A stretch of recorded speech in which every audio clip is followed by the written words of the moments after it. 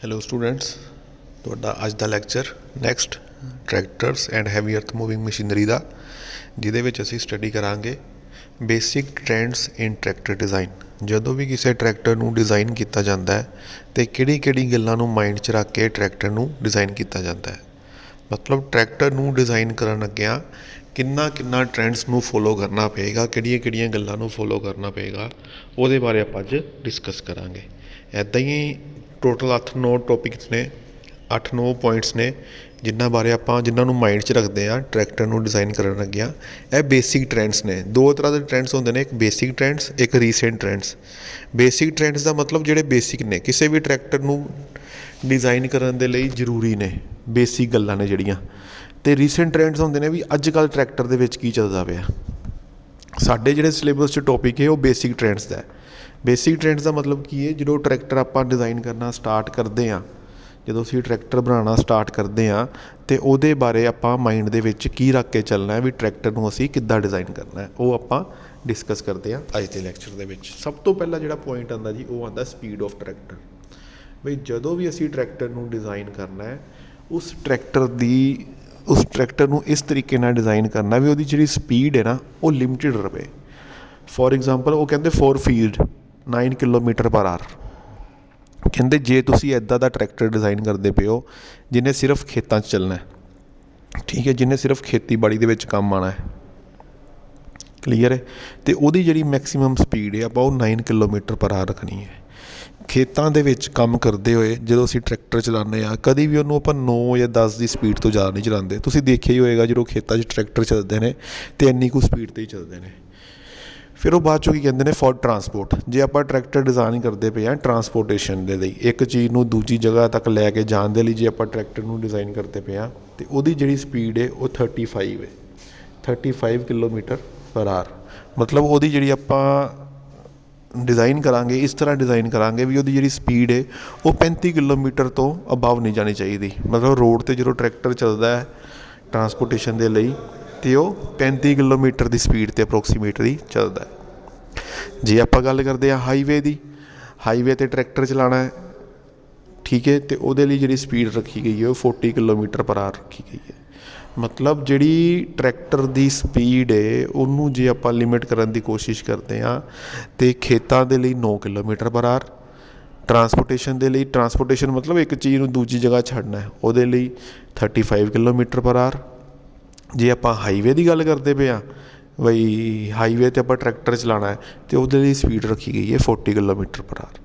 ਇਸ ਤੋਂ ਜ਼ਿਆਦਾ ਸਪੀਡ 'ਤੇ ਆਪਾਂ ਟਰੈਕਟਰ ਨਹੀਂ ਚੱਲਦਾ ਹੈ, ਬਟ ਆਪਾਂ ਜਦੋਂ ਟਰੈਕਟਰ ਨੂੰ ਡਿਜ਼ਾਈਨ ਕਰਦੇ ਹਾਂ ਅਤੇ ਉਦੋਂ ਇਸ ਚੀਜ਼ ਨੂੰ ਮਾਈਂਡ 'ਚ ਰੱਖ ਕੇ ਡਿਜ਼ਾਈਨ ਕਰਦੇ ਹਾਂ ਵੀ ਇੰਨੀ ਸਪੀਡ 'ਤੇ ਸਾਡੇ ਟਰੈਕਟਰ ਨੇ ਮੂਵ ਕਰਨਾ ਹੈ। ਉਸ ਹਿਸਾਬ ਦੇ ਨਾਲ ਅਸੀਂ ਬਾਕੀ ਕੰਪੋਨੈਂਟਸ ਨੂੰ ਡਿਜ਼ਾਈਨ ਕਰਦੇ ਹਾਂ। ਫੀਲਡ ਵਾਸਤੇ 9 ਕਿਲੋਮੀਟਰ, ਟਰਾਂਸਪੋਰਟੇਸ਼ਨ ਵਾਸਤੇ 35 ਕਿਲੋਮੀਟਰ, ਅਤੇ ਹਾਈਵੇ ਵਾਸਤੇ 40 ਕਿਲੋਮੀਟਰ ਪਰ ਆਰ। ਇੰਨੀ ਸਪੀਡ ਜਿਹੜੀ ਹੈ ਟਰੈਕਟਰ ਦੀ ਆਪਾਂ ਮਾਈਂਡ 'ਚ ਰੱਖ ਕੇ ਚੱਲਾਂਗੇ ਵੀ ਇੰਨੀ ਸਪੀਡ 'ਤੇ ਟਰੈਕਟਰ ਨੇ ਚੱਲਣਾ, ਠੀਕ ਹੈ ਜੀ। ਅੱਜ ਕੱਲ੍ਹ ਤਾਂ ਇਹ ਚਲੋ ਅਲੱਗ ਟਰੈਕਟਰ ਬਾਰੇ ਉਹਨਾਂ ਨੇ ਦੱਸਤਾ ਨਾ। ਅੱਜ ਕੱਲ੍ਹ ਦੇ ਟਰੈਕਟਰ ਤੁਹਾਨੂੰ ਪਤਾ ਹੈ, ਯੂਟੀਲਿਟੀ ਟਰੈਕਟਰ ਤੁਸੀਂ ਪੜ੍ਹਿਆ ਸੀਗਾ ਵੀ ਇੱਦਾਂ ਦੇ ਟਰੈਕਟਰ ਆਉਂਦੇ ਪਏ ਨੇ ਜਿਹੜੇ ਸਾਰੇ ਹੀ ਕੰਮ ਕਰਦੇ ਪਏ ਨੇ। ਉਹਨੇ ਹੀ ਖੇਤੀਬਾੜੀ 'ਚ ਕੰਮ ਕਰਨਾ, ਉਹਨੇ ਹੀ ਟਰਾਂਸਪੋਰਟੇਸ਼ਨ ਦਾ ਕੰਮ ਕਰਨਾ ਟਰਾਲੀ ਨਾਲ ਲਗਾ ਕੇ, ਉਹਨੇ ਹੀ ਹਾਈਵੇ 'ਤੇ ਜੇ ਆਪਾਂ ਨੂੰ ਚਲਾਉਣਾ ਹੈ ਤਾਂ ਹਾਈਵੇ 'ਤੇ ਵੀ ਉਹਨੇ ਹੀ ਚੱਲਣਾ। ਸੋ ਜਿਹੜੀ ਸਪੀਡ ਰੇਂਜ ਹੈ ਉਹ ਤੁਹਾਨੂੰ ਪਤਾ ਲੱਗ ਗਈ ਇੰਡੀਵਿਜੂਅਲ ਟਰੈਕਟਰ ਦੀ ਕਿੰਨੀ ਹੁੰਦੀ ਹੈ। ਫੀਲਡ ਵਾਸਤੇ 9, ਟਰਾਂਸਪੋਰਟੇਸ਼ਨ ਵਾਸਤੇ 35 ਅਤੇ ਹਾਈਵੇ ਵਾਸਤੇ 40। ਦੂਜੇ ਪੁਆਇੰਟ 'ਚੋਂ ਕੀ ਕਹਿੰਦੇ ਨੇ, ਇਹ wide range of transmission speed will be made available with provision for gear shifting on the move. ਕਹਿੰਦੇ ਜਦੋਂ ਵੀ ਤੁਸੀਂ ਟਰੈਕਟਰ ਡਿਜ਼ਾਈਨ ਕਰਨਾ ਨਾ, ਉਹਦੇ 'ਚ ਇੱਕ ਇੱਦਾਂ ਦੀ ਚੀਜ਼ ਜ਼ਰੂਰ ਲਗਾਉਣੀ ਹੈ ਜਿਹੜੀ ਸਾਨੂੰ ਰੇਂਜ ਦੇ ਸਕੇ ਟਰਾਂਸਮਿਸ਼ਨ ਦੀ। ਮਤਲਬ ਗੀਅਰ ਬਾਕਸ ਜਿਹੜਾ ਨਾ ਉਹ ਜ਼ਰੂਰ ਲਗਾਉਣਾ ਹੈ, ਕਿਉਂਕਿ ਆਪਾਂ ਜਿਹੜੀ ਟਰਾਂਸਮਿਸ਼ਨ ਹੈ ਉਹਨੂੰ ਅਸੀਂ ਘਟਾਉਂਦੇ, ਟੋਰਕ ਜਿਹੜੀ ਹੈ ਉਹਨੂੰ ਘਟਾਉਂਦੇ ਜਾਂ ਵਧਾਉਂਦੇ ਕਿਹਦੇ ਨਾਲ ਆ, ਗੇਅਰ ਬਾਕਸ ਦੇ ਨਾਲ। ਗੇਅਰ ਚੇਂਜ ਕਰਦੇ ਹਾਂ, ਗੇਅਰ ਛੋਟਾ ਕਰਦੇ ਹਾਂ ਟੋਰਕ ਵੱਧ ਜਾਂਦੀ ਹੈ, ਗੇਅਰ ਵੱਡਾ ਕੱਢਦੇ ਹਾਂ ਟੋਰਕ ਘੱਟ ਜਾਂਦੀ, ਪਾਵਰ ਵੱਧ ਜਾਂਦੀ ਹੈ। ਉਹ ਕਹਿੰਦੇ ਇਸ ਚੀਜ਼ ਨੂੰ ਵੈਰੀ ਕਰਨ ਦੇ ਲਈ ਆਪਾਂ ਨੂੰ ਇੱਕ ਗੇਅਰ ਬਾਕਸ ਜਿਹੜਾ ਹੈ ਉਹ ਜ਼ਰੂਰ ਲਗਾਉਣਾ ਪਵੇਗਾ ਟਰੈਕਟਰ ਦੇ ਵਿੱਚ। ਕਿਉਂਕਿ ਆਪਾਂ wide range of transmission speed ਆਪਾਂ ਉਹਦੇ ਤੋਂ ਲੈਣੀ ਹੈ। ਇਹ wide range of transmission speed will be made available with provision for gear shifting on the move. ਜਿੱਦਾਂ ਸਾਡਾ ਟਰੈਕਟਰ ਜਿਹੜਾ ਉਹ ਮੂਵ ਕਰੇ, ਅੱਗੇ ਨੂੰ ਚੱਲੇ, ਉੱਦਾਂ ਅਸੀਂ ਗੇਅਰ ਚੇਂਜ ਕਰਕੇ ਇੱਕ ਵਾਈਡ ਮਤਲਬ ਕਾਫੀ ਜ਼ਿਆਦਾ ਰੇਂਜ ਸਾਨੂੰ ਮਿਲ ਜਾਵੇ ਟਰਾਂਸਮਿਸ਼ਨ ਸਪੀਡ ਦੀ। ਕਿੰਨੀ ਸਪੀਡ 'ਤੇ ਆਪਾਂ ਟਰੈਕਟਰ ਨੂੰ ਚਲਾਉਣਾ ਚਾਹੁੰਦੇ ਹਾਂ ਉਹਦੀ ਇੱਕ ਰੇਂਜ ਮਿਲ ਜਾਵੇ। ਉਸ ਰੇਂਜ ਦੇ ਵਿੱਚ ਆਪਾਂ ਜਿੱਦਾਂ ਮਰਜ਼ੀ ਮੂਵ ਕਰਦੇ ਜਾਈਏ। ਅਤੇ ਉਹ ਸੈਕਿੰਡ ਪੁਆਇੰਟ ਸਾਨੂੰ ਇਹ ਕਹਿੰਦਾ। ਠੀਕ ਹੈ ਜੀ। ਮਤਲਬ ਇਹ ਨਹੀਂ ਵੀ ਟਰੈਕਟਰ ਨੇ ਸਿਰਫ 5 ਦੀ ਸਪੀਡ 'ਤੇ ਚੱਲਣਾ, 5 ਦੀ ਸਪੀਡ ਤੋਂ ਬਾਅਦ 10 'ਤੇ ਚੱਲਣਾ, 10 ਤੋਂ ਬਾਅਦ 15 'ਤੇ ਚੱਲਣਾ, 15 ਤੋਂ ਬਾਅਦ 20 'ਤੇ ਚੱਲਣਾ, 20 ਤੋਂ ਬਾਅਦ 25 'ਤੇ ਚੱਲਣਾ। ਇੱਦਾਂ ਨਾ ਹੋਵੇ, ਵਾਈਡ ਰੇਂਜ ਹੋਵੇ। ਆਪਾਂ ਚਾਹੀਏ 5 ਤੋਂ ਬਾਅਦ 5.5 ਵੀ ਲੈ ਜਾਈਏ, 6 ਵੀ ਲੈ ਜਾਈਏ ਸਪੀਡ, 7 ਵੀ ਲੈ ਜਾਈਏ, 8 ਵੀ ਲੈ ਜਾਈਏ। ਇਹ ਤਾਂ ਹੀ ਪੋਸੀਬਲ ਹੈ ਜੇ ਗੇਅਰ ਬਾਕਸ ਲੱਗਾ ਹੋਏਗਾ। ਹੁਣ ਸਾਡੀ ਬਾਈਕ ਦੇ ਵਿੱਚ ਗੇਅਰ ਬਾਕਸ ਲੱਗਾ, ਆਪਾਂ ਆਪਣੀ ਮਰਜ਼ੀ ਦੇ ਨਾਲ ਬਾਈਕ ਨੂੰ ਭਾਵੇਂ 10 ਦੀ ਸਪੀਡ 'ਤੇ ਚਲਾ ਲਈਏ, ਭਾਵੇਂ 100 ਦੀ ਸਪੀਡ 'ਤੇ ਚਲਾ ਲਈਏ, ਭਾਵੇਂ 20 'ਤੇ ਚਲਾ ਲਈਏ, ਭਾਵੇਂ 80 'ਤੇ ਚਲਾ ਲਈਏ। ਉਹ ਕਿਉਂ ਪੋਸੀਬਲ ਹੈ? ਕਿਉਂਕਿ ਉਹਦੇ 'ਚ ਗੇਅਰ ਬਾਕਸ ਹੈ। ਠੀਕ ਹੈ। ਹੁਣ ਆਪਾਂ ਜੇ ਗੱਲ ਕਰਦੇ ਹਾਂ ਟਰੈਕਟਰ ਦੀ, ਉਹ ਟਰੈਕਟਰ 'ਚ ਵੀ ਇਹੀ ਗੱਲ ਕਹਿੰਦੇ ਪਏ ਨੇ ਵੀ ਟਰੈਕਟਰ ਦੇ ਵਿੱਚ ਗੇਅਰ ਬਾਕਸ ਦਾ ਹੋਣਾ ਬਹੁਤ ਜ਼ਰੂਰੀ ਹੈ, ਟਰਾਂਸਮਿਸ਼ਨ ਬਾਕਸ ਦਾ ਹੋਣਾ ਬਹੁਤ ਜ਼ਰੂਰੀ ਹੈ। ਜੇ ਟਰਾਂਸਮਿਸ਼ਨ ਬਾਕਸ ਹੋਏਗਾ ਤਾਂ ਹੀ ਆਪਾਂ ਸਪੀਡ ਜਿਹੜੀ ਹੈ ਉਹਨੂੰ ਘਟਾ ਸਕਦੇ ਹਾਂ, ਵਧਾ ਸਕਦੇ ਹਾਂ, ਆਪਣੀ ਮਰਜ਼ੀ ਦੇ ਨਾਲ ਚਲਾ ਸਕਦੇ ਹਾਂ, ਅਦਰਵਾਈਜ਼ ਨਹੀਂ। ਇਸ ਕਰਕੇ ਉਹਨਾਂ ਨੇ ਗੇਅਰ ਬਾਕਸ ਦੀ ਬੜੀ ਜ਼ਿਆਦਾ ਇੰਪੋਰਟੈਂਸ ਦੱਸੀ ਹੈ in case of tractor. Third, the metal weight to power ratio will be brought down to 45 to 60 kg per HP for tractors। ਹੁਣ ਅੱਗੋਂ ਕੀ ਗੱਲ ਕਰਦੇ ਪਏ ਨੇ ਉਹ ਵੀ ਜਿਹੜਾ ਮੈਟਲ ਵੇਟ ਹੈ ਨਾ, ਜਿਹੜਾ ਮੈਟਲ ਟਰੈਕਟਰ ਨੂੰ ਬਣਾਉਣ ਲੱਗਾ ਹੈ, ਟਰੈਕਟਰ ਨੇ ਮੈਟਲ ਤੋਂ ਬਣਨਾ। ਠੀਕ ਹੈ। ਇੰਜਨ ਦੇ ਵਿੱਚ ਪਾਰਟਸ ਨੇ, ਆਪਣੇ ਬੋਰ ਹੋ ਗਿਆ, ਆਪਣਾ ਬਲੋਕ ਹੋ ਗਿਆ, ਹੈੱਡ ਹੋ ਗਿਆ, ਪਿਸਟਨ ਹੋ ਗਏ, ਕਨੈਕਟਿੰਗ ਰੋਡ ਹੋ ਗਈ। ਠੀਕ ਹੈ ਜੀ। ਇੱਦਾਂ ਗੇਅਰ ਬਾਕਸ ਹੋ ਗਿਆ, ਇੱਦਾਂ ਹੋਰ ਬੜੀਆਂ ਚੀਜ਼ਾਂ ਨੇ ਜਿਹੜੀਆਂ ਆਪਾਂ ਉਹਦੇ 'ਚ ਲਗਾਉਂਦੇ ਹਾਂ ਟਰੈਕਟਰ 'ਚ। ਠੀਕ ਹੈ ਜੀ। ਉਹ ਕਹਿੰਦੇ ਜਿੰਨੀ ਵੀ ਮੈਟਲ ਲੱਗੀ ਹੈ ਟਰੈਕਟਰ ਦੇ ਵਿੱਚ, ਉਹਦੀ ਜਿਹੜੀ ਵੈਲਿਊ ਹੋਣੀ ਚਾਹੀਦੀ ਨਾ, ਉਹ 45 ਤੋਂ ਲੈ ਕੇ 60 ਕਿਲੋਗ੍ਰਾਮ ਪਰ ਹਾਰਸ ਪਾਵਰ ਤੱਕ ਹੋਣੀ ਚਾਹੀਦੀ ਹੈ। ਵੀ ਜੇ ਕੋਈ ਟਰੈਕਟਰ 1 ਹਾਰਸ ਪਾਵਰ ਦਾ ਹੈ ਨਾ, ਅਤੇ ਉਹਦਾ ਭਾਰ ਜਿਹੜਾ ਨਾ ਉਹ ਮੈਟਲ ਦਾ ਜਿਹੜਾ ਵੇਟ ਹੈ ਉਹਦੇ ਵਿੱਚ, ਅਤੇ ਉਹ 45 ਤੋਂ ਲੈ ਕੇ 60 ਕਿਲੋ ਤੱਕ ਹੋਵੇ। ਜੇ ਕੋਈ ਟਰੈਕਟਰ 10 ਹਾਰਸ ਪਾਵਰ ਦਾ ਹੈ ਅਤੇ ਉਹਦਾ ਜਿਹੜਾ ਭਾਰ ਹੈ ਉਹ 450 ਕਿਲੋ ਤੋਂ ਲੈ ਕੇ 600 ਕਿਲੋ ਤੱਕ ਹੋਵੇ। ਅਤੇ ਜੇ ਕੋਈ ਟਰੈਕਟਰ 100 ਹਾਰਸ ਪਾਵਰ ਦਾ ਹੈ ਅਤੇ ਉਹਦਾ ਜਿਹੜਾ ਭਾਰ ਹੈ ਉਹ 4500 ਕਿਲੋ ਤੋਂ ਲੈ ਕੇ 6000 ਕਿਲੋ ਤੱਕ ਹੋਵੇ। ਇਸ ਤੋਂ ਜ਼ਿਆਦਾ ਵੇਟ ਜਿਹੜਾ ਹੈ ਟਰੈਕਟਰ ਦਾ ਨਹੀਂ ਹੋਣਾ ਚਾਹੀਦਾ। The metal weight to power, metal weight ਮਤਲਬ ਮੈਟਲ ਕਿੰਨੀ ਲੱਗੀ, ਉਹਦਾ ਵੇਟ, ਮੈਟਲ ਦਾ ਵੇਟ ਜੇ ਉਹਨੂੰ ਆਪਾਂ ਡਿਵਾਈਡ ਕਰ ਦਈਏ ਪਾਵਰ ਦੇ ਨਾਲ, ਹਾਰਸ ਪਾਵਰ ਦੇ ਨਾਲ, ਵੀ ਕਿੰਨੇ ਹਾਰਸ ਪਾਵਰ ਦਾ ਟਰੈਕਟਰ ਹੈ, ਅਤੇ ਉਹਦੀ ਜਿਹੜੀ ਰੇਸ਼ੋ ਆਵੇ, ਉਹਦੀ ਵੈਲਿਊ ਜਿਹੜੀ ਹੋਵੇ ਉਹ 45 ਤੋਂ ਲੈ ਕੇ 60 ਤੱਕ ਹੋਣੀ ਚਾਹੀਦੀ ਹੈ। ਵੀ 45 ਕਿਲੋਗ੍ਰਾਮ 1 ਹਾਰਸ ਪਾਵਰ ਦੇ ਮਗਰ, ਇੱਥੋਂ ਸਟਾਰਟ ਕਰਕੇ 60 ਕਿਲੋਗ੍ਰਾਮ 1 ਹਾਰਸ ਪਾਵਰ ਦੇ ਮਗਰ ਅਸੀਂ ਇੰਨਾ ਵੇਰੀ ਕਰਨਾ ਬਸ। ਜੇ ਹੁਣ ਤੁਸੀਂ ਟਰੈਕਟਰ ਮੰਨ ਲਓ ਦੇਖਦੇ ਹੋ, ਕੋਈ ਟਰੈਕਟਰ 10 ਹਾਰਸ ਪਾਵਰ ਦਾ ਹੈ, ਅਤੇ ਤੁਹਾਨੂੰ ਮਾਈਂਡ 'ਚ ਆਈਡੀਆ ਹੋ ਜਾਣਾ ਚਾਹੀਦਾ ਵੀ ਇਹਦੇ 'ਚ ਜਿਹੜਾ ਮੈਟਲ ਵੇਟ ਹੈ ਨਾ ਉਹ 450 ਤੋਂ ਲੈ ਕੇ 600 ਤੱਕ ਦਾ ਹੈ। ਇੰਨੀ ਰੇਂਜ ਜਿਹੜੀ ਹੈ ਉਹ ਆਪਾਂ ਰੱਖਣੀ ਹੈ। ਮਤਲਬ ਐਵੇਂ ਨਹੀਂ ਟਰੈਕਟਰ ਨੂੰ ਭਾਰਾ ਕਰੀ ਜਾਣਾ, ਟਰੈਕਟਰ ਦਾ ਵੇਟ ਨਹੀਂ ਵਧਾਉਣਾ। ਟਰੈਕਟਰ ਦੇ ਵੇਟ ਨੂੰ ਆਪਾਂ ਇੱਕ ਲਿਮਿਟ ਦੇ ਵਿੱਚ ਰੱਖਣਾ ਹੈ। ਉਹ ਜਿਹੜੀ ਲਿਮਿਟ ਹੈ ਉਹ ਹੈ ਜੀ 45 to 60 ਕਿਲੋਗ੍ਰਾਮ ਪਰ HP, 45 ਤੋਂ ਲੈ ਕੇ 60 ਕਿਲੋਗ੍ਰਾਮ ਪਰ ਹਾਰਸ ਪਾਵਰ। ਹੁਣ ਅੱਜ ਕੱਲ੍ਹ ਟਰੈਕਟਰ ਜਿਹੜੇ ਨੇ ਉਹ 10 ਹਾਰਸ ਪਾਵਰ ਤੋਂ ਸਟਾਰਟ ਹੋ ਕੇ 120 125 ਹਾਰਸ ਪਾਵਰ ਤੱਕ ਆਉਂਦੇ ਨੇ। ਸੋ ਤੁਹਾਨੂੰ ਹੁਣ ਜਿੰਨੇ ਹਾਰਸ ਪਾਵਰ ਦਾ ਟਰੈਕਟਰ ਹੋਏਗਾ ਉੱਥੋਂ ਦੇਖ ਕੇ ਤੁਹਾਨੂੰ ਆਈਡੀਆ ਲੱਗ ਜਾਊਗਾ ਵੀ ਇਹਦੇ 'ਚ ਜਿਹੜਾ ਮੈਟਲ ਦਾ ਵੇਟ ਹੈ, ਜਿਹੜੀ ਮੈਟਲ ਯੂਜ਼ ਕੀਤੀ ਗਈ ਇਹਨੂੰ ਬਣਾਉਣ ਦੇ ਲਈ, ਉਹਦਾ ਵੇਟ ਕਿੰਨਾ ਹੈ, ਉਹਨੂੰ ਤੁਸੀਂ ਮਲਟੀਪਲਾਈ ਕਰ ਸਕਦੇ ਹੋ 45 ਤੋਂ ਲੈ ਕੇ 60 ਦੇ ਨਾਲ, ਅਤੇ ਉੱਥੋਂ ਤੁਹਾਨੂੰ ਆਈਡੀਆ ਹੋ ਜਾਏਗਾ ਕਿੰਨੀ ਮੈਟਲ ਜਿਹੜੀ ਹੈ ਉਹ ਟਰੈਕਟਰ ਨੂੰ ਬਣਾਉਣ ਦੇ ਲਈ ਇਸਤੇਮਾਲ ਕੀਤੀ ਗਈ ਹੈ। ਠੀਕ ਹੈ ਜੀ। ਇਹ ਸੀਗਾ ਥਰਡ ਪੁਆਇੰਟ। ਪਹਿਲੇ ਪੁਆਇੰਟ 'ਚ ਆਪਾਂ ਸਪੀਡ ਬਾਰੇ ਡਿਸਕਸ ਕੀਤਾ ਸੀਗਾ। ਦੂਜੇ ਪੁਆਇੰਟ 'ਚ ਆਪਾਂ ਗੱਲ ਡਿਸਕਸ ਕੀਤਾ ਗੇਅਰ ਬਾਕਸ ਬਾਰੇ। ਤੀਜੇ ਪੁਆਇੰਟ 'ਚ ਆਪਾਂ ਡਿਸਕਸ ਕੀਤਾ ਵੀ ਕਿੰਨੀ ਮੈਟਲ ਜਿਹੜੀ ਹੈ ਉਹ 1 ਹਾਰਸ ਪਾਵਰ ਟਰੈਕਟਰ ਦੇ ਮਗਰ ਲੱਗਣੀ ਚਾਹੀਦੀ ਹੈ। ਉਹਦੀ ਵੈਲਿਊ ਹੈ 45 ਤੋਂ ਲੈ ਕੇ 60 ਤੱਕ। ਨੈਕਸਟ ਫੋਰਥ ਪੁਆਇੰਟ ਦੇ ਵਿੱਚ ਉਹ ਕੀ ਕਹਿੰਦੇ ਨੇ, emphasis will be placed on the production of all purpose tractors capable of doing a broad variety of work. ਕਹਿੰਦੇ ਅਸੀਂ ਜ਼ੋਰ, ਐਮਫੈਸਿਸ ਹੁੰਦਾ ਜ਼ੋਰ ਪਾਉਣਾ, ਅਸੀਂ ਜ਼ੋਰ ਕਿਹਦੇ 'ਤੇ ਪਾਉਣਾ ਹੈ, ਅਸੀਂ ਇਸ ਚੀਜ਼ 'ਤੇ ਜ਼ੋਰ ਪਾਉਣਾ ਹੈ ਵੀ ਅਸੀਂ ਇੱਦਾਂ ਦੇ ਟਰੈਕਟਰ ਬਣਾਈਏ ਜਿਹੜੇ ਆਲ ਪਰਪਸ ਟਰੈਕਟਰਸ ਹੋਣ, ਜਿਹਨੂੰ ਅਸੀਂ ਯੂਟੀਲਿਟੀ ਟਰੈਕਟਰ ਕਹਿੰਦੇ ਹਾਂ। ਆਲ ਪਰਪਸ ਟਰੈਕਟਰ ਦਾ ਮਤਲਬ ਕੀ ਹੈ ਵੀ ਇੱਕ ਟਰੈਕਟਰ ਜਿਹੜਾ ਉਹ ਸਾਡੇ ਸਾਰੇ ਕੰਮ ਕਰ ਦੇਵੇ, ਉਹ ਖੇਤਾਂ 'ਚ ਵੀ ਚੱਲ ਪਵੇ, ਜੇ ਆਪਾਂ ਉਹਦੇ ਨਾਲ ਸਮਾਨ ਚੱਕ ਕੇ ਇੱਕ ਜਗ੍ਹਾ ਦੂਜੀ ਜਗ੍ਹਾ ਛੱਡਣਾ ਹੈ, ਟਰਾਂਸਪੋਰਟੇਸ਼ਨ ਕਰਨੀ ਹੈ, ਉੱਥੇ ਵੀ ਚੱਲ ਪਵੇ, ਜੇ ਆਪਾਂ ਹਾਈਵੇ 'ਤੇ ਕੋਈ ਕੰਮ ਕਰਨਾ ਹੈ ਉੱਥੇ ਵੀ ਚੱਲ ਪਵੇ, ਕੰਸਟਰਕਸ਼ਨ 'ਚ ਕੰਮ ਲੈਣਾ ਉੱਥੇ ਵੀ ਚੱਲ ਪਵੇ, ਜਿੱਥੇ ਮਰਜ਼ੀ ਆਪਾਂ ਉਹਦੇ ਤੋਂ ਕੰਮ ਲੈ ਕੇ ਆਪਾਂ ਉਹਦੇ ਤੋਂ ਕੰਮ ਲੈ ਲਈਏ। ਠੀਕ ਹੈ, ਸੋ ਕੋਸ਼ਿਸ਼ ਕਰੀਏ ਅਸੀਂ ਇੱਦਾਂ ਦਾ ਟਰੈਕਟਰ ਡਿਜ਼ਾਈਨ ਕਰੀਏ ਵੀ ਇੱਦਾਂ ਦਾ ਟਰੈਕਟਰ ਹੋਵੇ ਜਿਹੜਾ ਹਰ ਤਰ੍ਹਾਂ ਦਾ ਕੰਮ ਕਰ ਦੇਵੇ, ਛੋਟੇ ਤੋਂ ਛੋਟਾ, ਵੱਡੇ ਤੋਂ ਵੱਡਾ। ਆਲ ਪਰਪਸ ਟਰੈਕਟਰ ਬਣਾਉਣ ਦੀ ਆਪਾਂ ਕੋਸ਼ਿਸ਼ ਕਰਨੀ ਹੈ। ਕੋਸ਼ਿਸ਼ ਸਾਡੀ ਇਹੀ ਹੋਣੀ ਚਾਹੀਦੀ ਹੈ ਵੀ ਅਸੀਂ ਇੱਦਾਂ ਦਾ ਟਰੈਕਟਰ ਤਿਆਰ ਕਰ ਦਈਏ ਜਿਹੜਾ ਬਰੋਡ ਵੈਰਾਈਟੀ ਆਫ ਵਰਕ ਮਤਲਬ ਸਾਰੇ ਹੀ ਕੰਮ ਕਰ ਦੇਵੇ। ਉਸ ਟਰੈਕਟਰ ਦੇ ਨਾਲ ਤੁਸੀਂ ਖੇਤਾਂ 'ਚ ਵੀ ਕੰਮ ਕਰ ਲਓ, ਉਸ ਟਰੈਕਟਰ ਦੇ ਨਾਲ ਤੁਸੀਂ ਮਸ਼ੀਨ ਅਟੈਚ ਕਰਕੇ ਪਾਣੀ ਵਾਲੀ ਮੋਟਰ ਵੀ ਚਲਾ ਲਓ, ਕੋਈ ਹੋਰ ਮਸ਼ੀਨ ਚਲਾਉਣਾ ਚਾਹੁੰਦੇ ਹੋ ਉਹ ਵੀ ਚਲਾ ਲਓ। ਠੀਕ ਹੈ, ਟਰਾਲੀ ਨਾਲ ਅਟੈਚ ਕਰ ਲਓ, ਜੋ ਮਰਜ਼ੀ ਕਰ ਲਓ, ਮਤਲਬ ਇੱਦਾਂ ਦਾ ਟਰੈਕਟਰ ਬਣਾਉਣ ਦੀ ਕੋਸ਼ਿਸ਼ ਕਰੋ ਵੀ ਜਿਹੜਾ ਆਲ ਪਰਪਸ ਲਈ ਹੋਵੇ। ਅੱਜ ਕੱਲ੍ਹ ਜਿਹੜੇ ਟਰੈਕਟਰ ਆ ਰਹੇ ਨੇ ਉਹ ਮੋਸਟਲੀ ਆਲ ਪਰਪਸ ਲਈ ਆ ਰਹੇ ਨੇ, ਵੀ ਮਤਲਬ ਹਰ ਟਰੈਕਟਰ ਦੇ ਨਾਲ ਆਪਾਂ ਹਰ ਕੰਮ ਕਰ ਸਕਦੇ ਹਾਂ। ਆਪਣੀ ਮਰਜ਼ੀ ਹੈ, ਅਸੀਂ ਆਪਣੀ ਰਿਕੁਆਇਰਮੈਂਟ ਦੇ ਅਕੋਰਡਿੰਗ ਜਿੱਦਾਂ ਮਰਜ਼ੀ ਟਰੈਕਟਰ ਨੂੰ ਯੂਜ਼ ਕਰ ਲਈਏ।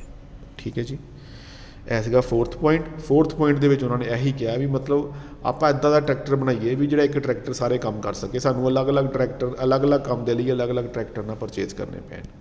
ਫਿਫਥ ਪੁਆਇੰਟ ਦੇ ਵਿੱਚ ਉਹ ਕੀ ਕਹਿੰਦੇ ਨੇ, the service life before part replacement will be extended to 3000 to 3500 hours for diesel engines, 6000 hours for transmission and 3000 to 4000 hours for running gear। ਜਿਹੜਾ ਟਰੈਕਟਰ ਹੈ ਨਾ, ਟਰੈਕਟਰ ਜਿਹੜਾ ਉਹ ਹਮੇਸ਼ਾ ਘੰਟਿਆਂ ਦੇ ਹਿਸਾਬ ਨਾਲ ਐਵਰੇਜ ਦਿੰਦਾ ਵੀ ਆਪਾਂ ਇੰਨਾ ਤੇਲ ਪਾਇਆ ਅਤੇ ਇੰਨੇ ਘੰਟੇ ਜਿਹੜਾ ਟਰੈਕਟਰ ਜਿਹੜਾ ਉਹ ਚੱਲਿਆ।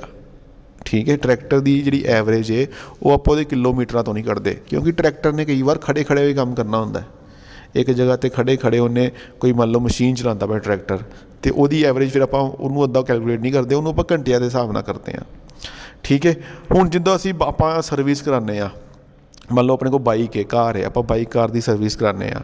ਬਾਈਕ ਕਾਰ ਦੀ ਆਪਾਂ ਜਦੋਂ ਸਰਵਿਸ ਕਰਾਉਂਦੇ ਹਾਂ ਅਤੇ ਉਹ ਕਹਿੰਦੇ ਤੁਹਾਡੀ ਗੱਡੀ ਇੰਨੀ ਚੱਲ ਗਈ ਹੈ, ਤੁਸੀਂ ਹੁਣ ਏਅਰ ਫਿਲਟਰ ਚੇਂਜ ਕਰਾ ਲਓ, ਜਾਂ ਤੁਹਾਡੀ ਗੱਡੀ ਇੰਨੀ ਚੱਲ ਪਈ ਹੁਣ ਤੁਸੀਂ ਫਿਊਲ ਫਿਲਟਰ ਚੇਂਜ ਕਰਾ ਲਓ, ਇੰਨੇ ਕਿਲੋਮੀਟਰ ਤੋਂ ਬਾਅਦ ਤੁਹਾਡਾ ਫਿਊਲ ਫਿਲਟਰ ਚੇਂਜ ਕਰਾਉਣਾ ਬਣਦਾ ਹੈ। ਠੀਕ ਹੈ ਜੀ, ਜਾਂ ਇੰਨੇ ਕਿਲੋਮੀਟਰ ਤੋਂ ਬਾਅਦ ਤੁਹਾਡੀ ਵੀਲ ਬੈਲੈਂਸਿੰਗ ਕਰਾਉਣੀ ਬਣਦੀ ਹੈ, ਤੁਹਾਡੀ ਵੀਲ ਅਲਾਈਨਮੈਂਟ ਕਰਾਉਣੀ ਬਣਦੀ ਹੈ। ਇੱਦਾਂ ਸਾਨੂੰ ਜਿਹੜੇ ਸਰਵਿਸ ਐਡਵਾਈਜ਼ਰ ਨੇ ਉਹ ਐਡਵਾਈਸ ਕਰਦੇ ਨੇ।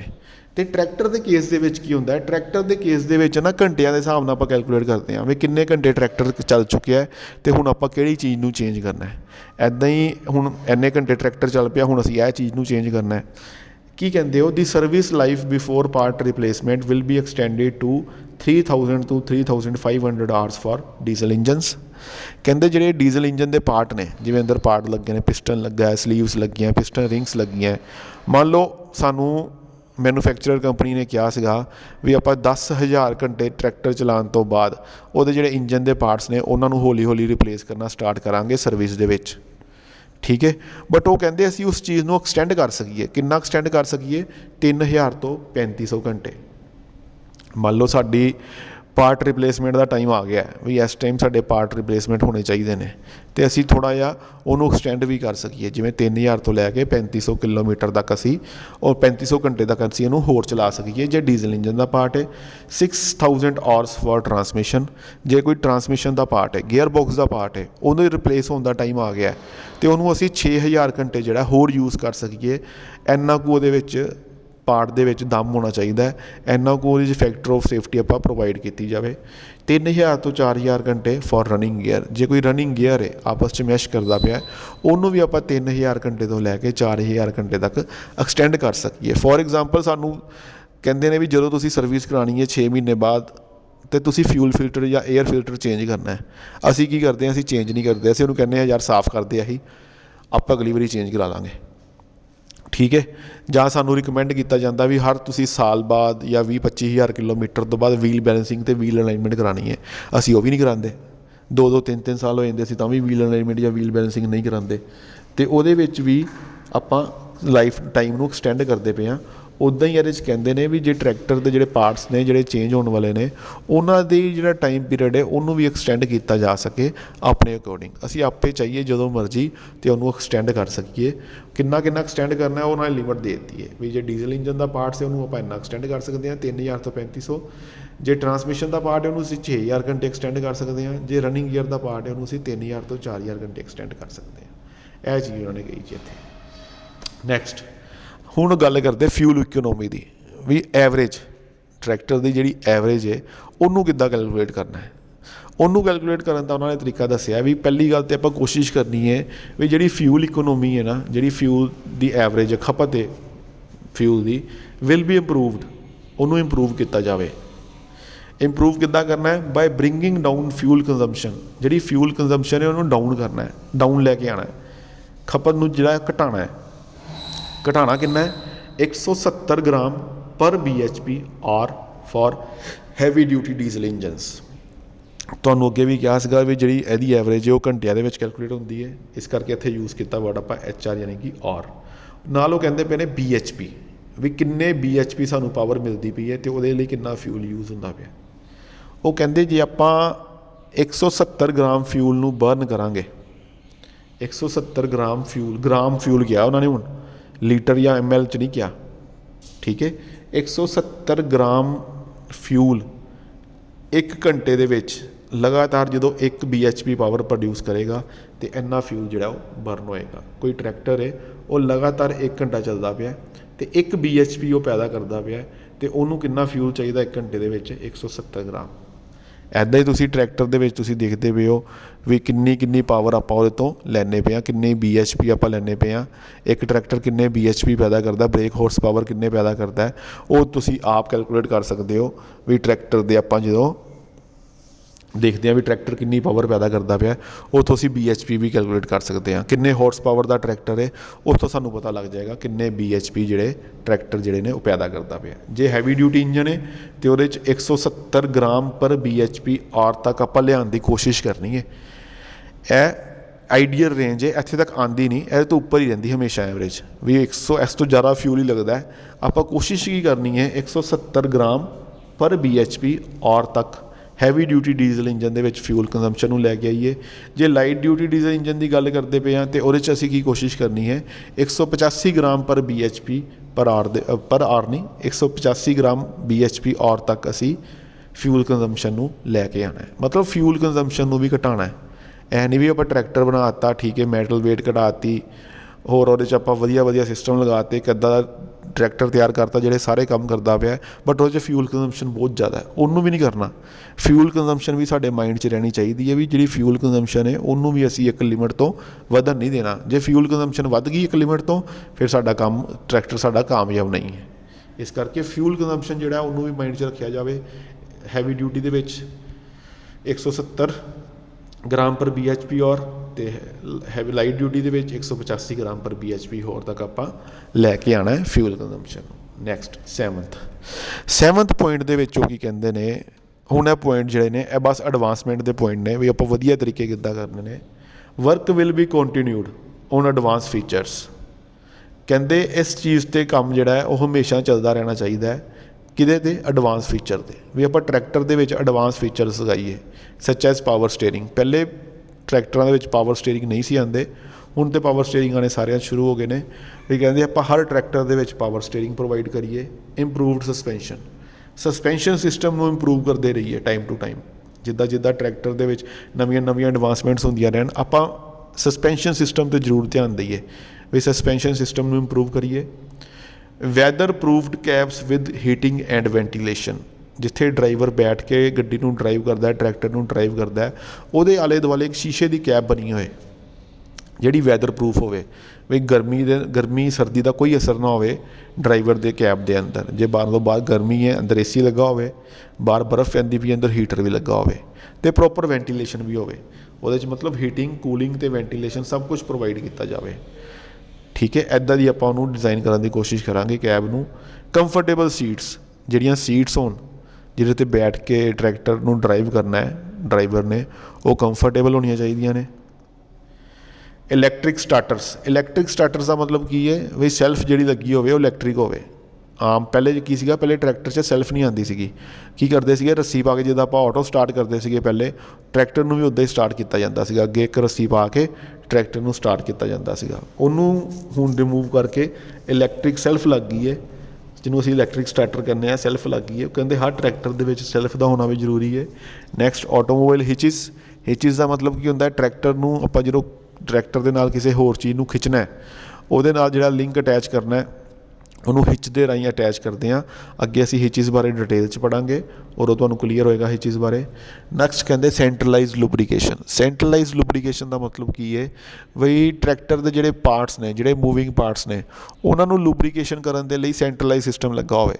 ਮਤਲਬ ਅੰਦਰੋਂ ਆਪਣੇ ਆਪ ਸਾਰੇ ਪਾਰਟਸ ਜਿਹੜੇ ਨੇ ਉਹ ਲੁਬਰੀਕੇਟ ਹੋ ਜਾਣਾ। ਅਸੀਂ ਇੱਕ ਬਟਨ ਪ੍ਰੈਸ ਕਰੀਏ ਅਤੇ ਸਾਰੇ ਪਾਰਟਸ ਜਿਹੜੇ ਨੇ ਲੁਬਰੀਕੇਸ਼ਨ ਹੋ ਜਾਏ।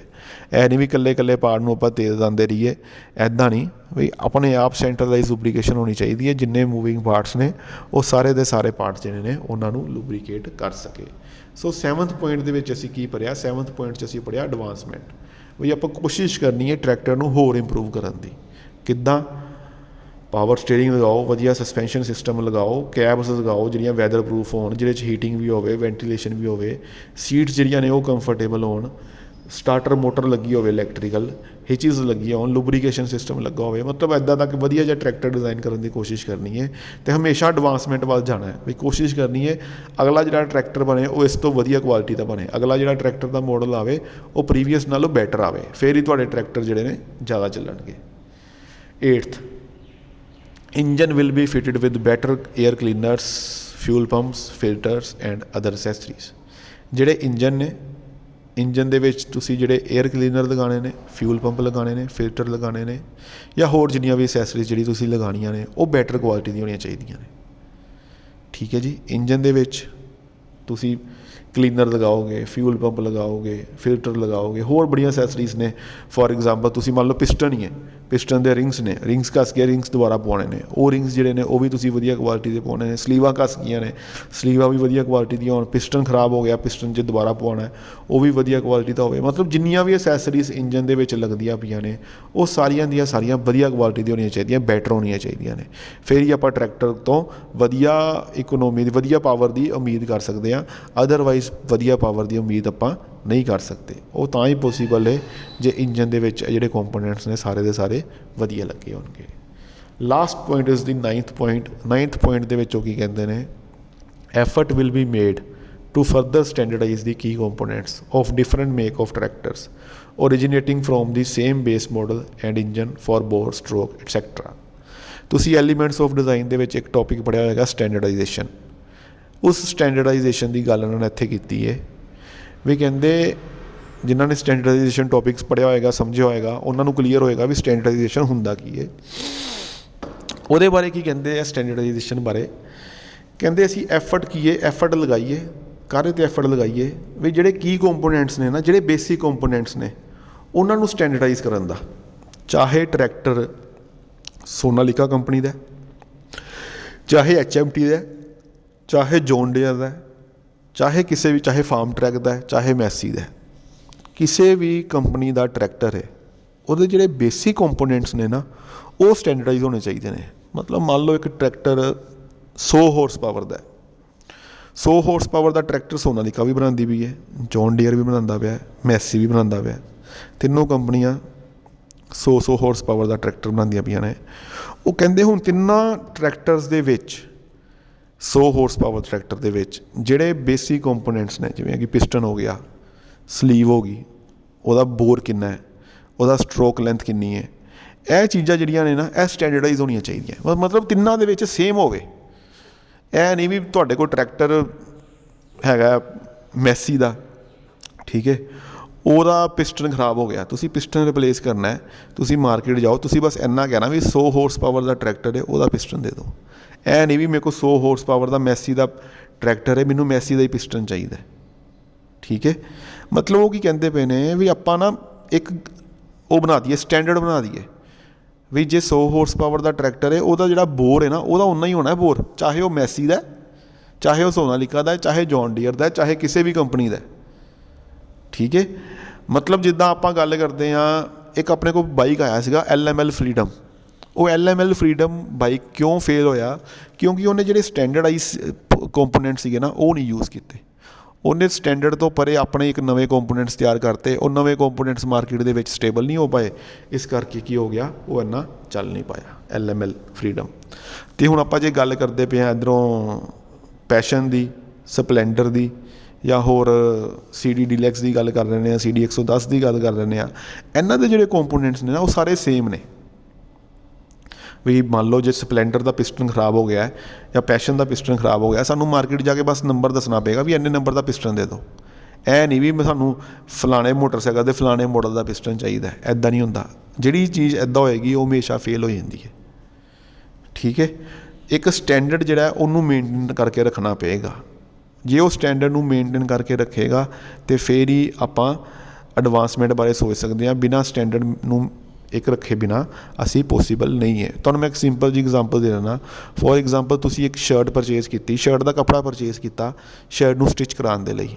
ਤੁਹਾਨੂੰ ਕੱਪੜਾ ਮਿਲਿਆ 400 ਰੁਪਏ ਦਾ, ਤੁਸੀਂ ਸਟਿਚ ਕਰਾਉਣ ਗਏ, ਤੁਹਾਡੀ 200-300 ਰੁਪਈਆ ਸਵਾਈ ਲੱਗੀ। ਫੋਰ ਐਗਜ਼ਾਮਪਲ 300 ਰੁਪਈਆ ਸਵਾਈ ਲੱਗੀ, 400 + 300 ਤੁਹਾਨੂੰ 700 ਰੁਪਏ ਦੀ ਸ਼ਰਟ ਪਈ। ਉਹੀ ਤੁਸੀਂ ਮਾਰਕੀਟ 'ਚੋਂ 500 ਰੁਪਏ ਦੀ ਪਰਚੇਜ਼ ਕੀਤੀ ਕਰਾਈ, ਸਟਿਚ ਕੀਤੀ ਕਰਾਈ ਰੈਡੀਮੇਡ ਸ਼ਰਟ ਲੈ ਸਕਦੇ ਹੋ। ਠੀਕ ਹੈ, ਫ਼ਰਕ ਕਿੱਥੇ ਪਿਆ? ਫ਼ਰਕ ਪਿਆ ਤੁਹਾਡੇ ਸਟੈਂਡਰਡ 'ਤੇ, ਤੁਹਾਡੇ ਬੋਡੀ ਦਾ ਜਿਹੜਾ ਸਾਈਜ਼ ਹੈ ਉਹਦੇ ਸਟੈਂਡਰਡ 'ਤੇ। ਜੇ ਤੁਹਾਡੀ ਬੋਡੀ ਅਕੋਰਡਿੰਗ ਟੂ ਸਟੈਂਡਰਡ ਹੈ, ਵੀ ਜਿਹੜੀ ਮਾਰਕੀਟ 'ਚ ਸਾਈਜ਼ ਅਵੇਲੇਬਲ ਨੇ 40, 42, 38, ਉਹਦੇ ਅਕੋਰਡਿੰਗ ਤੁਹਾਡੀ ਜੇ ਤੁਹਾਨੂੰ ਉਹ ਸ਼ਰਟ ਪੂਰੀ ਆਉਂਦੀ ਪਈ ਹੈ, ਫਿਰ ਤੁਹਾਨੂੰ ਆਪਣੀ ਸ਼ਰਟ ਸਟਿਚ ਕਰਾਉਣ ਦੀ ਲੋੜ ਨਹੀਂ ਹੈ। ਠੀਕ ਹੈ, ਕਿਉਂ ਨਹੀਂ ਲੋੜ? ਜਦ ਕਿ ਮਾਰਕੀਟ ਦੇ ਵਿੱਚ ਉਹ ਰੈਡੀਮੇਡ ਚੀਜ਼ ਅਵੇਲੇਬਲ ਹੈ। ਕਿਉਂ ਸਸਤੀ ਪੈਂਦੀ ਵੀ? ਉਹ ਬਲਕ 'ਚ ਬਣਾਉਂਦੇ ਪਏ ਨੇ। ਇੱਦਾਂ ਹੀ ਉਹ ਕਹਿੰਦੇ ਨੇ ਵੀ ਜੇ ਸੇਮ ਸਾਈਜ਼ ਦੇ ਪਿਸਟਨ ਹੋਣਗੇ ਨਾ, ਜੇ ਸੇਮ ਸਾਈਜ਼ ਦਾ ਬੋਰ ਹੋਏਗਾ, ਸੇਮ ਸਾਈਜ਼ ਦੀ ਸਟਰੋਕ ਲੈਂਥ ਹੋਏਗੀ, ਅਤੇ ਜਦੋਂ ਬਲਕ ਦੇ ਵਿੱਚ ਇਹ ਚੀਜ਼ਾਂ ਬਣਨਗੀਆਂ ਨਾ, ਅਤੇ ਉਹਨਾਂ ਦੀ ਕੀਮਤ ਜਿਹੜੀ ਆਪਣੇ ਆਪ ਘਟੇਗੀ। ਬਲਕ ਦੇ ਵਿੱਚ ਜਦੋਂ ਚੀਜ਼ਾਂ ਬਣਦੀਆਂ ਕੀਮਤ ਆਪਣੇ ਆਪ ਘੱਟ ਜਾਂਦੀ ਹੈ। ਪ੍ਰਾਈਸ ਜਦੋਂ ਆਪਣੇ ਆਪ ਘੱਟ ਜਾਏਗਾ ਅਤੇ ਕੱਲ੍ਹ ਨੂੰ ਜਦੋਂ ਆਪਾਂ ਸਰਵਿਸ ਕਰਾਉਂਦੇ ਹਾਂ ਜਾਂ ਰਿਪਲੇਸ ਕਰਦੇ ਹਾਂ ਪਾਰਟ, ਅਤੇ ਸਾਨੂੰ ਜ਼ਿਆਦਾ ਫੀਲ ਨਹੀਂ ਹੋਏਗਾ, ਜ਼ਿਆਦਾ ਮਹਿੰਗਾ ਨਹੀਂ ਚੀਜ਼ ਲੱਗੇਗੀ। ਠੀਕ ਹੈ, ਲੋਕ ਮਰੂਤੀ ਦੀਆਂ ਗੱਡੀਆਂ ਕਿਉਂ ਪ੍ਰੈਫਰ ਕਰਦੇ ਨੇ? ਮਰੂਤੀ ਦੀ ਗੱਡੀਆਂ ਤਾਂ ਹੀ ਪ੍ਰੈਫਰ ਕੀਤੀਆਂ ਜਾਂਦੀਆਂ ਨੇ ਵੀ ਉਹਦੇ ਜਿਹੜੇ ਕੰਪੋਨੈਂਟਸ ਨੇ ਉਹ ਸਸਤੇ ਨੇ, ਸਰਵਿਸ ਉਹਦੀ ਸਸਤੀ ਹੈ। ਕਿਉਂ ਸਰਵਿਸ ਸਸਤੀ ਹੈ? ਕੰਪੋਨੈਂਟਸ ਈਜ਼ੀਲੀ ਅਵੇਲੇਬਲ ਨੇ। ਉਹਨਾਂ ਨੇ ਆਪਣੇ ਸਟੈਂਡਰਡ ਮੇਨਟੇਨ ਕਰਕੇ ਰੱਖੇ ਨੇ। ਉਹਨਾਂ ਨੇ ਇਹ ਕੋਸ਼ਿਸ਼ ਹੀ ਨਹੀਂ ਕੀਤੀ ਵੀ ਆਪਾਂ ਆਪਣੇ ਅਲੱਗ ਸਟੈਂਡਰਡ ਤੋਂ ਕੰਪੋਨੈਂਟਸ ਬਣਾਈਏ। ਠੀਕ ਹੈ, ਇਹ ਜਿਹੜੀ ਬਾਕੀਆਂ ਗੱਡੀਆਂ ਨੇ, ਬਾਕੀ ਗੱਡੀਆਂ ਕਿਉਂ ਫੇਲ ਹੁੰਦੀਆਂ ਨੇ? ਇਹਨਾਂ ਨੇ ਆਪਣੇ ਸਟੈਂਡਰਡ ਹੋਰ ਤਰ੍ਹਾਂ ਰੱਖੇ ਹੋਏ ਨੇ। ਠੀਕ ਹੈ, ਮਰਸੀਡੀਜ਼ ਹੈ, ਆਡੀ ਹੈ, ਇਹਨਾਂ ਦੀ ਸਰਵਿਸ ਕਿਉਂ ਮਹਿੰਗੀ ਹੈ? ਕਿਉਂ ਮਹਿੰਗੀ? ਕਿਉਂਕਿ ਕੰਪੋਨੈਂਟਸ ਮਹਿੰਗੇ ਨੇ। ਕੰਪੋਨੈਂਟਸ ਕਿਉਂ ਮਹਿੰਗੇ ਨੇ? ਕਿਉਂਕਿ ਸਾਈਜ਼ ਅਲੱਗ ਨੇ, ਸਟੈਂਡਰਡਾਈਜ਼ ਨਹੀਂ ਹੈਗੇ। ਸੋ ਉਹਨਾਂ ਨੇ ਕੀ ਕਿਹਾ ਵੀ ਆਪਾਂ ਕੋਸ਼ਿਸ਼ ਕਰੀਏ ਵੀ ਪ੍ਰੋਡਕਟਸ ਨੂੰ ਜਿਹੜੇ ਕੰਪੋਨੈਂਟਸ ਨੇ ਉਹਨਾਂ ਨੂੰ ਸਟੈਂਡਰਡਾਈਜ਼ ਕਰ ਦਈਏ। ਸਟੈਂਡਰਡਾਈਜ਼ ਕਰਨ ਦੇ ਨਾਲ ਕੀ ਹੋਏਗਾ, ਸਾਡੇ ਜਿਹੜੇ ਸਰਵਿਸ ਦੀ ਕੋਸਟ ਹੈ ਜਾਂ ਰਨਿੰਗ ਕੋਸਟ ਜਿਹੜੀ ਹੈ ਉਹ ਘੱਟ ਜਾਏਗੀ। ਸੋ ਅੱਜ ਦੇ ਲੈਕਚਰ 'ਚ ਅਸੀਂ ਪੜ੍ਹਿਆ ਬੇਸਿਕ ਟ੍ਰੈਂਡਸ ਟਰੈਕਟਰ ਡਿਜ਼ਾਈਨ ਬਾਰੇ। ਬਾਕੀ ਅਸੀਂ ਨੈਕਸਟ ਲੈਕਚਰ ਦੇ ਵਿੱਚ ਪੜ੍ਹਾਂਗੇ। ਫਿਲਹਾਲ ਅੱਜ ਲਈ ਇੰਨਾ ਹੀ। Thank you.